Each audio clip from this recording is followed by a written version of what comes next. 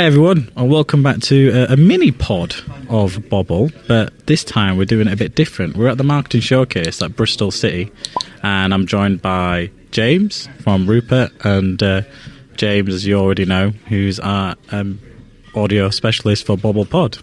So, too many Jameses though. Yeah, I'm going to get confused. It's got cooler headphones than us though. Yeah. So you got I me can headphone never pronounce James. your last name. How do you pronounce it? So it's a funny one. So you know, like Madam Mrs. Bucket and Bouquet, right? Yeah, If yeah. you want to act like a twat, it's like it's Urquhart. Right? Urquhart. But if you just want to act normal, it's like Urquhart. Urquhart. Urquhart's a Yorkshire version. I feel like Urquhart would be if you're from London. It's the most middle class surname I've ever heard. It's brilliant. It's Scottish. Yeah. Scottish? Yeah, Scottish. Yeah. Yeah. I've actually got a castle in Scotland. You might have not known this, but my name's Indian. Most people don't realise. Do you know what? Well, weirdly, I wasn't aware. I had pondered for years. Really, honestly. Where did that? Yeah. I mean, originate from? because when you type it into Word, it just auto changes to Margaret. So it does recognise Word doc Microsoft catch up, man. Margret Singh. Yeah, Margret Singh. Imagine that one. But I have actually got a castle in Scotland. Have you? I'm a king, not officially. Right. This is going to a whole different. Yeah, I know, different but road. you know the Loch Ness. You know the like every picture you see the Loch Ness on the left hand side. They've got that little castle there. Yeah. That's my castle, basically. You being serious right now? Mate, deadly serious. You mean deadly King. serious? King Is James. this like one of the things where you own like 1 square inch of it and you've got a certificate to prove it? No, it's just my surname is named Urquhart Castle, so I just go in. Oh right, so you just claim it. Yeah, so it's Fair enough. I'm king. You're claiming it. Tell you I once got very, very drunk and buoyed on by my friends on eBay, bought myself a lordship, which you can buy. You can just buy, the tiniest bit of land in someone's castle and you can officially call yourself a lord. But I got confused from the drop-down menu and absolutely accidentally bought a ladyship instead. So I am technically Lady Marriott of Glenmore. That's my official title. Weirdly, but I know this is going off a tangent now. So you can call me Lady Marriott from now on if you want to, or Lady Glenmore. I used to get called Lord Farquaad at school. I can understand that. Because It does look like that. Hang on, let's see the height. No, you're right. You're right. That's brilliant. Oh. Right, anyway. So we have a lady, a Lord. would-be king. That makes me Mel Gibson. But right, so we're going to talk about the showcase. So you see us here. It's a great setup. We do the showcase. We do all of them. You do all of them as well, don't you? Yes, I do, yeah. Yeah. And James... Yeah, I do all of them now. Yeah. So we actually first... This is the benefit of, like, showcases. Me and James first met at Sheffield, and our old audio specialist actually got a full-time position with BBC, and we were looking for someone. You then invited me to do a bit of a talk at Sheffield. Yep. And then I was like, look, we need someone, and it worked out. So Sheffield was a good converter for you. Yep. You got an exhibit on board.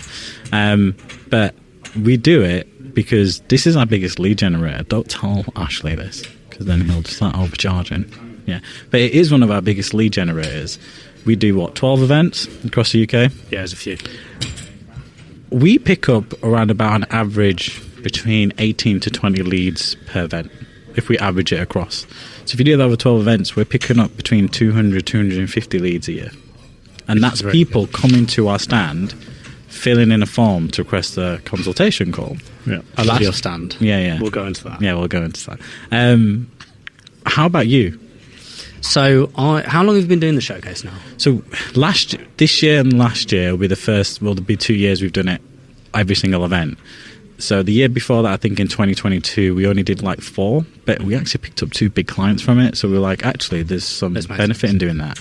And a big shout out to Ram Tracking, who's still one of our clients. Andrew. Yeah. Legend, isn't he? And then next year we did a mall, but I didn't speak at the mall, which was 2023. And this year we became a category sponsor. So each year we've significantly increased our investment. And we were a website sponsor, so you've got Force24 with the main sponsor. Yeah. And then we're a category sponsor. We're changing our category next year, though, from SEO to paid media. Okay. Because the appetite for SEO, what we've noticed this year, isn't as great as paid media. I've probably, even though I'm an SEO category sponsor, I've brought on more paid media clients than SEO clients. It's interesting. It's interesting. So we started this in 2020. It's the year of COVID, actually. Yeah. So that was with my previous agency, Let's Run Social. And what I noticed very quickly was that when you specialise in one subject, so paid social, you're already reducing the pool of people that want to speak to you when you're here. Yeah. And actually, when I was 2 years in, it's brilliant, it's a great event, but actually in terms of leads, it was still a profitable event over the year. But when you add in everything, you go travel cost. And look, it was still profitable. I did ponder, whereas actually someone like yourself and other agencies that do a number of different services, you can have a conversation with anyone and still extract value from them. So that was when I sort of pondered going, do we do it? And we continue to do it, but obviously in my new venture with Rupert, the reason why I really wanted to come to Rupert with these is because we can sell to anyone as long as someone's here and they have a social channel. You can sell to us as well, the same way you've sold to us. So we've just onboarded Rupert, and I highly recommend it to anyone who's watching and listening to this, is because we don't really do a lot of organic, but we do quite a lot of paid.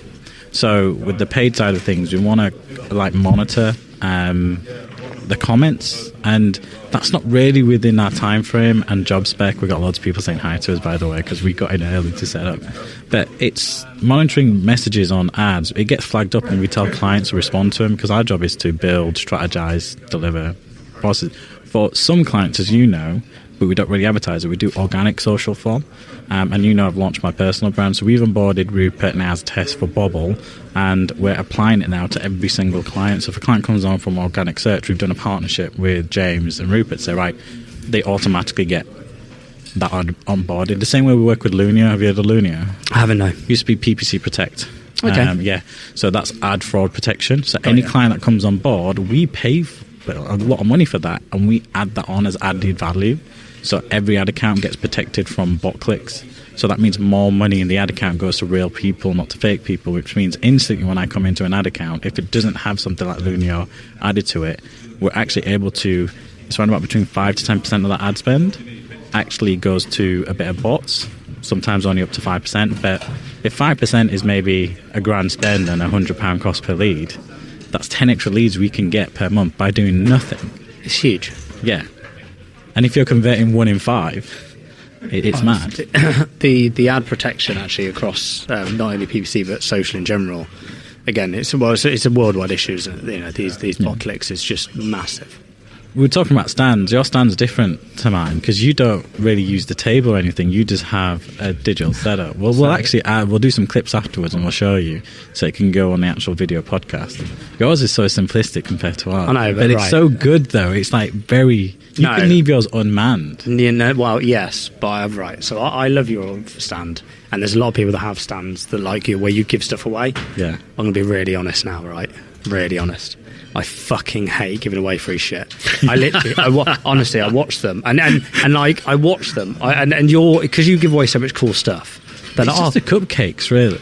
Yeah, but there's you've got bottle openers. No, it's not a bottle opener. It's a phone stand. Oh, so we do things. My mindset is, how do I keep my brand in front of people that come to showcase that will go back to their desk?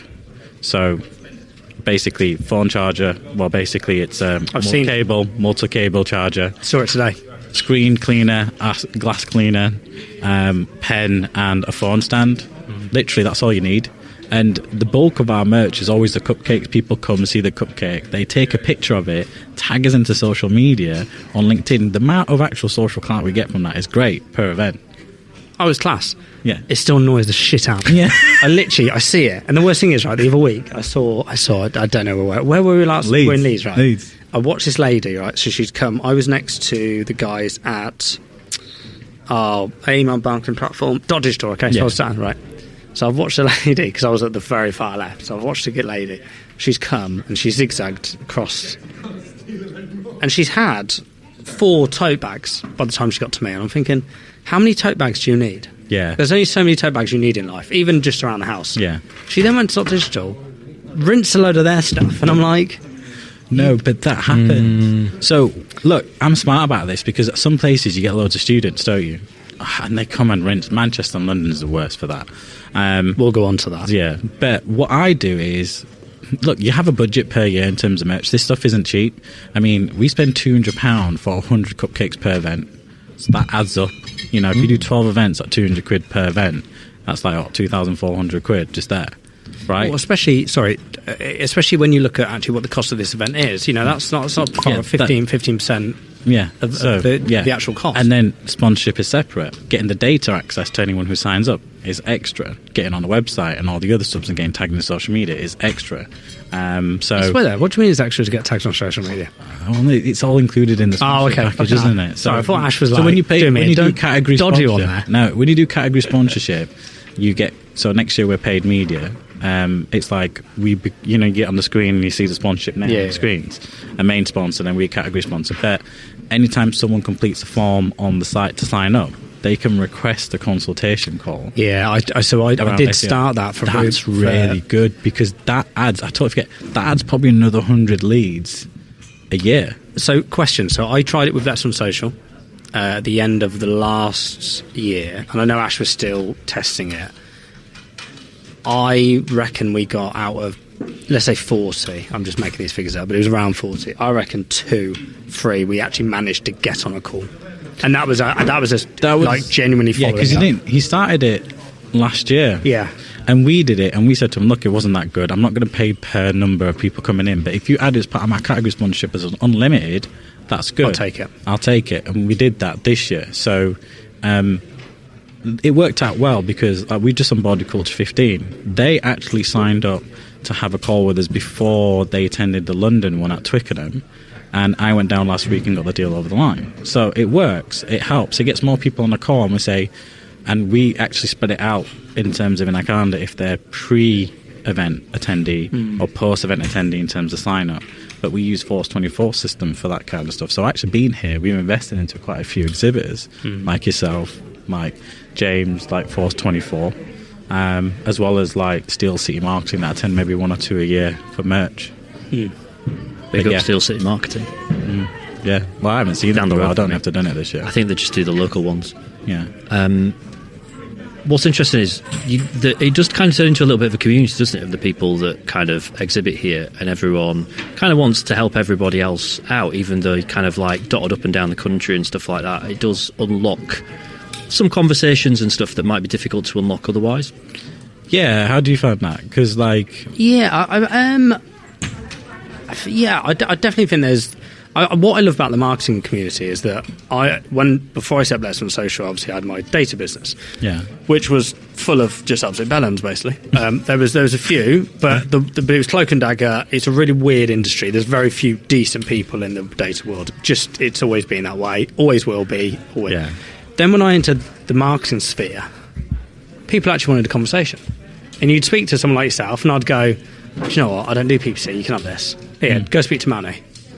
And you'd be like, oh yeah, it's normal. But I'm like, well, that's fucking weird. Yeah. So the amount of people that I met realised that we did paid social. I'm like, oh God, can you help me with this client? And you're like, and I literally, from my background, I was like, what? This is weird. And then coming here, it's then a little bit more, on steroids, because I'll be here having a conversation about something and go, oh, well, you need to go speak to Force 24 about that, or actually, no, go speak to Manny down there. And it happens so often, you just literally go, oh, just go speak to those guys, and then suddenly it just naturally breeds conversations. Yeah, so we do that. We're very close with Trio, from Leeds. Legend. So sometimes when, like, Claire's here and someone comes up to a website, I'm like, look, just literally go see Claire. They did our website. I can't recommend anyone then who's done ours. I had to talk about when they were doing paid social, like, we can do it, but I'd also recommend go talking to, I'd say, James, because he's got really good tech about monitoring, elements, and you've been testing that. But we partner with Force 24. We just also partnered with, Allwag, the direct mail one. They came to Leeds and wanted to catch up with us because they do direct mail. We don't do direct mail. We're digital marketing agents. Proco? No, the other one. Oh, okay. It's really bad that I'm forgetting the name. It goes to show how good that partnership is. It's early days in the partnership. But yeah. Feed Proco. But like... Good lads. Like Canny Creative. Yes. We don't do creative design or build. We don't do website design or build. We don't do what you do. So we're going to...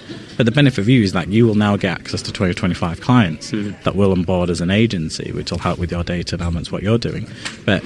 I think it was our first recording or second recording. You came in and I recommended you to someone I was having a meeting with down an element. So everyone asked me, and they're now how do you do your podcast? Yeah, so they can't. So met you, came to the showcase, met you. It's that community, and I really want to build this kind of like community. I had this idea of like the Bobble Roundtable, almost like getting directors of individual specialist companies.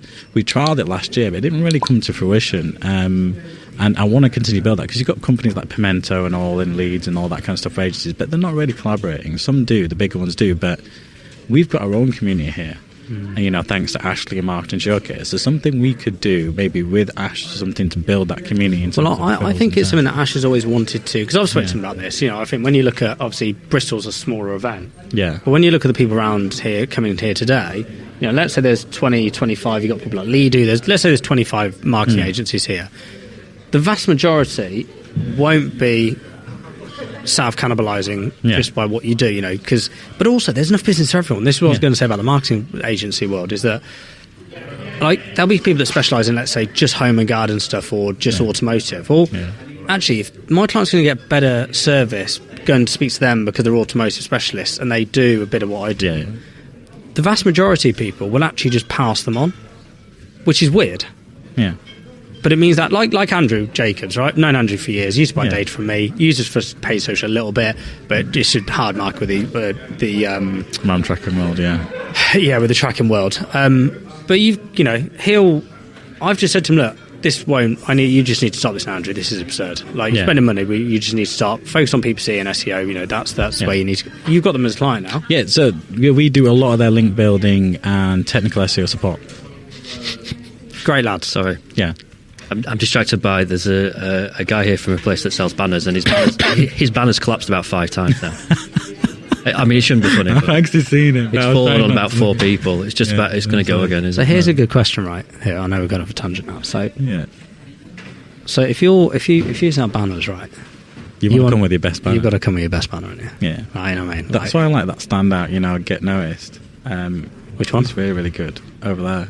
Next to Force 24, with the light box. I use them that's who I bought my little light box at the front from. Well, I was going to go to them, but then we ended up. One of my clients recommended me someone, and if a client recommends you tend to kind of like say, yeah, give them a shot. You've got to. You got to, yeah, you know what I mean, to keep the relationship with the client. And I said I want a 3 metre by 3 metre collapsible light box. They created it as a 3 metre one piece. I was like, I can't get that into my Ford Focus last year. I was like, I can't hire a van. I was like, no, I told you, and I saw them email. We ended up cancelling the order, but we got the light box from them. That's where that light box came from. But next year I budgeted for a full brand new stand, a light box stand. So like basically it's going to be like, you know what Get Notice have got, but with a 1 metre, but we're going to have another 1 metre on the other side. Got you. Okay. So it's going to be 1, 2, 1. So that's how we're going to build it. That'll look good. And I think the Force 24 one looks really good as well. We're going to actually talk about merch. We're going to cut down all the merch that we get as well, because we realise we're just giving it away. So we're going to focus on some bit like 1 or 2. But the cupcakes are... You're not allowed. You can't... No. No. Well, I am allowed. We're going to continue with the cupcakes, because that's a huge hit. And the minute someone comes in with cupcakes, I'm going to smash them all, because that's our thing. Where's the next one? Birmingham. I've got an idea. Yeah. Question then, why do you think people come to this event? Because there's, you know, we see the data, so we see the kind of people that come, and there's actually a wider range of job titles than perhaps I first expected. I expected everyone to have marketing or content or comms or something in the job title, and it varies quite a lot, from very, very senior positions to all manner of different stuff. And I kind of pondered that a little bit myself and thought, what's people's motivation for coming here? Because I reckon some people probably do come to just get a bit of free merch and just see what's going on. Some people come very specifically because they're stuck in a place and they need some ideas and they need some help to figure out a solution to it. But you know, what do you reckon? It's a range of things. Yeah, because we get a lot of tech clients B2B, and that's why I'm trying to like niche down on a little, because there's a lot of money in that. But we get people that come in and they'll be like a marketing director. So give you an example, Manchester last year we had Milliken come up to us, and some people do their research. They had gone on our website, said, are you still working with Interface, their competitor? Said no, it's just a case study example. They ended up taking it all in-house after lockdown and restructured the company. We won them in April. So they had specifically come to Manchester, saw that we had experience in the industry, and came to us. And then when we had the conversation, I was like, yeah, Clerkenwell Design Week, because I knew it all. And they're like, yeah, you know exactly what we do. You've been in this industry. We need help. 4 months later, they're a client. So some people will do their research, and there'll be a small percentage. Some will come because they want to upskill, because they're in a marketing department. Some will come because they're actually looking for services, and they're the ones that you tend to get leads from and have good conversations. Some actually have a problem, because that's the question I always ask. I don't know how you approach when people come to your actual stand. I say, what's the problem? What can I help you with? What brought you to the showcase? Was it learning? Was it elements? And then you can actually, and it sounds bad, you're kind of like sieving through who's here for merch and who's here for a little bit of a chat and who's here for actually, no, I have a problem. Can you look into this? Can I book in a call? And about 400 or 500 people for Bristol, but you get about 600-700 people for bigger locations. You know, all we need is if 15-20 people come up to us, that's a good number of leads. You don't need a lot to make this commercially viable. You know, you really don't. In terms of the your question around who turns up, there's an array, isn't there? Like you said, some of the ones you've mentioned there. I think when you look at what I laugh is some people, and this is just a problem across the entire sphere when it comes to events, is that everyone goes, exhibitors will go, oh, there's not enough directors here. Well, there's only so many marketing directors in the fucking world anyway. Yeah. So you can't expect 400 of them to be marketing directors because there's not 400 marketing directors in this area. You're going to get some juniors. You're going to get some mid-level staff, mid-management. You're going to. What I typically, when the conversations I've had over the last 4 years, which is the more senior someone comes, they've already come with a problem. Yeah. If you're going to get a marketing director out of the office for the day, they've got an issue typically from what I've had, because they're not cheap, are they, these guys and girls? So they're not going to come and just come through the crack. Yeah. The lower down you get in terms of the marketing department, the more they're just coming to learn. A lot of the junior members of staff will just be said, look, go there and take some learnings from it. And it's brilliant because you've got people like yourself, Adam, really good to speak. There's so many good talks here. I would, if I had a small marketing department, I'd send all my people here and just go and learn for the day. Great value for free to attend, isn't it? So you get a lot of stuff for them. And I've always focused on educate, don't sell. So when people come to us, we don't just sell. We're like, right, if you have a problem, let's put it in a form, and we write everything down, and it's done. And my deck, and I've done 2 this year, the Supercharger SEO with AI tools and why you're not ranking position 1 on Google. In the deck, there's links. So what we do is we give them, everyone who attends, we send an email out with the link to the actual slides. But the slides are on our website because it benefits our ranking. So it's smart not to just give them a PDF. It's actually a Google Slides page on our website, a hidden page. But then we rank really well for Google keywords and SEO keywords and SEO AI keywords, and we drive them to that, because then you get so many people go to that page and go. So here's a question then. So I love that, because you're practicing what you preach. Yeah. So and we'll go on to follow up. So you send that email out, which is, here's the link, X, Y, Z. Have you thought about then sending an email a couple of days later explaining why you do that? No, but we should. You should, because that actually, you're literally going, well, I've sent you this email 2 days ago. I'm now going to explain why I'm doing it this way. Yeah. And it might just go, you cheeky, but also brilliant. Smart. Yeah, I would tell that. I would try that. And there's a link to book a call on there as well, direct. Book a consultation call. And then what we do find is people that didn't get time or lose the leaflet or they book in a form, they just go to a website. And I had like 4 after the leads one, even though we picked up 20 leads at the event, we picked up 4 post-event. And when we tracked the pre-website sign-ups, we had 4 of them as well. So actually, it was 28 leads. A lot of leads for an event, isn't it? For leads, which is good, and that keeps you busy. But I'd say, going on to post the event, although the event's great and you have good conversations, the majority of the fucking work starts at 2:01 when the event finishes. Yeah. Like, you can't... the amount of conversations I've had over the years of people that have come and gone in terms of exhibitors, and I'm like, how are you getting on? Yeah, a bit rubbish the last one. Did you follow up? Well, yeah, I sent an email. Oh, brilliant. Send 1 email. Fucking that'll work, won't it? Just, you've got it, so true, this, isn't it? You've got to just, keep bashing the data. So we won a big dog and cat food brand at one of the first events for Paid Social. She came and listened to my talk in Manchester, which actually was a decent talk, because the talk I'm doing, by the way, here is shit. And I'll admit that. It's fucking crap. You know when you do a talk and you know... Make a note to clip this bit up, yes. You know it just doesn't flow. Yeah. It's ain't flowing for shit. I've tried. It basically needs a whole start again. The content's good. The flow of it is shit. I even said on the last one, I was just letting everyone know, this is a bit shit. I'm already sore toes around the weekend. Just bear with me and give me another 10 minutes of your time, and then you can leave all happy. But the Manchester one, I followed up with her. She was like, no, I'm really interested. I'm in contract though to the end of the year. The second this contract's up, you're in. Yeah. Literally, a few emails, follow-up calls, texts and stuff. Hey, just checking in. I shit you not, December 1st, phone rang, Becky, James, you're in. Done. Literally, that was it. Done. But you've got to... I was following up that for, I reckon, a year and a half. Year and a half. People don't have the patience, though, do they? They don't. So I'll give you kind of my input onto this in terms of the fact that I do something that's a bit different probably to the other people here. I'm selling podcasting as a form of marketing, which is quite niche, still relatively new. Most people kind of just don't think of it in that way. So what I've realised for me is just sending everyone an email afterwards. No point. It's absolutely pointless. It's worth my time really sifting through the data, picking out, looking at those businesses, figuring out, do you know what, actually I can see where they are in their marketing. This could really work, and contact them personally and just pick a dozen to follow up with. Makes a lot more sense. Probably actually isn't necessarily that much more work than just going brute force. That might work for some people who are here, but kind of having the breakdown of that data and really thinking about it, and not just, I don't know, taking the sort of the brute force approach of just email everyone and just hope for the best. But it's not just email, that's why we use Force 24. So it's a landing page. When they take a leaflet, the QR code goes to that same landing page. The minute they submit that, they get an automated email to say, booking a call with me. So they get it in their inbox. So before they've even gone before two, all those leads have the ability to follow up. We follow up with them directly, separately, saying, hey, just making sure you got the invite.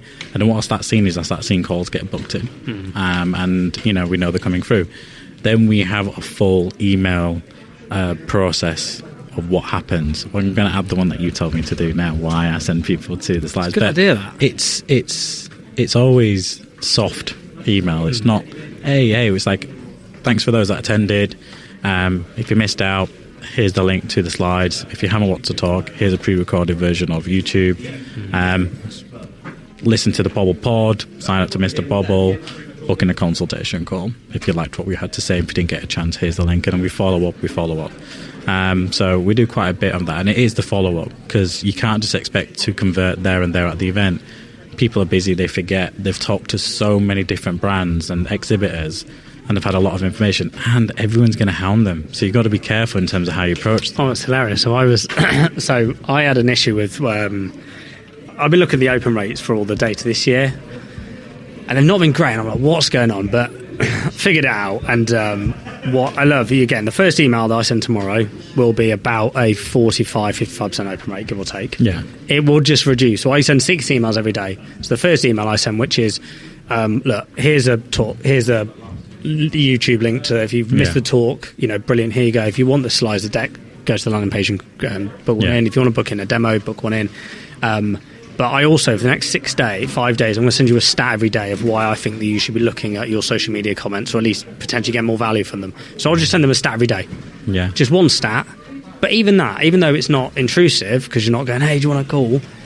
The open rates just naturally decrease, because they naturally will. But I think I got down by email 6. You're pretty down to what, averaging 12-15%, which is just averaging industry average rates. But again, it's interesting, isn't it? Even within a 6-day period, how you've gone from 50% that were intrigued to 10%. Yeah. But what people don't realise is I have a retargeting pixel on that slides page, so I can run ads to them across LinkedIn, Meta, Google. Are you doing any LinkedIn retargeting for this event? When the pool's big enough, you can run it, and then I can create matched audiences from the data. So people don't realise this. So there's other things you can do, and Ashley doesn't know this, is that I'm retargeting across Meta, by the way. That's good. I'm all over this. Yeah, all my podcast clips. I fucking literally, you will not. Yeah. I'll be everywhere. Yeah, I see it everywhere on all my channels. I'm constantly liking it. I always say, if you've got a friend or you've got a business colleague and you can't support them financially, the best way to help a friend or business colleague is just like and subscribe to their channel. Yeah, engage with the content. It costs nothing. No. It takes literally a second to like or comment and to boost engagement. So you always know who your true friends are when you tell them to do that. But what we do is you can do matched audiences on LinkedIn. Right, so you can upload a database, emails, job titles, and we sift through the ones. And then what we do is we say match other people on LinkedIn that have these job titles and these profiles. And then I break it down by country and region. And then here, boom, ads. So it's the data we get that we can utilise because we paid for that data. And when they click and sign up, they're agreeing to the terms and conditions that this data is being passed on. So it's not like against GDPR. Although you get, don't you, probably twice every event. Yeah. Can you take this person off because they've been fucking hammered? I blame Force24 for that one. I bet it's them. Yeah. But I'm all over it. Yeah. Fucking hammer them. Fucking get on a demo call or fucking sign up for Rupert now. Yeah. Do it. But it's like, how do you use that data? So you can use that data to drive them ads. So what we're doing is... Do you call them? Do you just call them out the blue? No. Some do, don't they? Some do. We sometimes get those emails saying so-and-so's requested no phone call. Yeah. And you kind of think it's quite ballsy, a little bit old school, that, just ringing. Oh, Matt. Just the ones that have, not anyone on the sheet, but when we had, Alan as our BD, yeah. He used to go through the phone calls, and then that would get an extra couple of calls in. But I see, they want to talk to you, we give them the details to call us. But because you're on a video call, consultation call for 30 minutes, so it's completely free, then we charge for our audits now. So we actually make money back from our audits. That's good. So, quickly, what I've done, you might do this or someone's listening, is free consultation call. Last year we used to offer free audits and strategies. Way too much time, resource lost. So, free consultation calls with me, not with a sales member. And then the OG. The OG, tribal chief, # Roman Reigns. From there, we go from, right, do you need an audit or strategy? Right, we give 25% discount. So a full audit strategy is $1,000. Do you do a scarcity on that? You've got to do it within a certain time? No. There's no time frame. As long as they've signed up, there's no time frame for that. Okay. But we do give them 25% off. So full audit strategy goes from $1,000 on through our website, but if you come through the showcase, it's £750. A single audit strategy, so a single channel, that's an SEO audit or a PPC audit, it's £500, but take 25% off. It's $375 or whatever. But if they onboard, we take that off their first invoice. Yeah. So we credit them back. So That's we good. make it very clear. So it's not wasted money. So if we're not wasting our time doing an audit, you see what I mean? So I'm getting money back from it, and it's another revenue generator from this. Because if I get 2-3 people paid audits, like let's say, even at the bare minimum, I'm making $1,000 back. But what I love is that your marketing. Yeah. I know this sounds bizarre. Yeah. But the amount of people here that and they've got really good products and services, they're not marketing.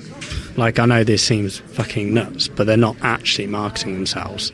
They'll come here, stand there, give away some free shit, not do an email follows up, not call, which I fucking love, bash the phone, not doing any of this stuff that you like, they just don't do it. And then they'll go, well, many marketing directors in the room, and you're like, well... No, if they want your services, they'll tell you, you have a conversation, you get a feel from who you're talking to, and that's why we hammer on the leads that we get, as opposed to the full list. We nurture the list, and then we hammer the people that actually, request a consultation call, pre-sign up, or fill in a audit. But also, look at how you've adapted over the last 3 years doing this. Yeah, like even now, when I look at Rupert at the beginning of the year to now, I'm still learning.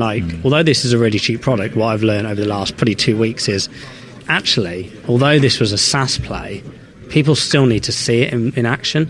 So actually, I might have to just come to the realisation of, I'm going to have to do a demo for the time being, for the time being, and until we get to a larger scale, then potentially you could go down. But why not then do retargeting video of your demo to everyone who attends? Yeah. So they could see it on LinkedIn, they could see it on social media, it's front of mind. And that costs nothing, that costs pennies. It's as if you knew what we were recording. We don't know what's going on. Man, it's just natural. But you're right. But it's exactly that. So even we, as been doing this for donkey's years, even we're learning, it's like, well, what isn't working and slightly tweaking. Like, James, this is your first year. You might look at next year and go, well, actually, I'm going to do this a little bit different. Or we're already chatting about different ideas. I don't know if I should say this because I don't know whether or not it's at a point that we can do. But I've suggested stuff like live podcast recordings, kind of get an audience in, get people asking questions, do it in one of the seminar areas, get people more involved. I think you're right, you kind of scratch the surface to start with, and then all manner of stuff that can do stuff. I was a bit distracted then because I just realised I'm across from Tony's Chocolate today.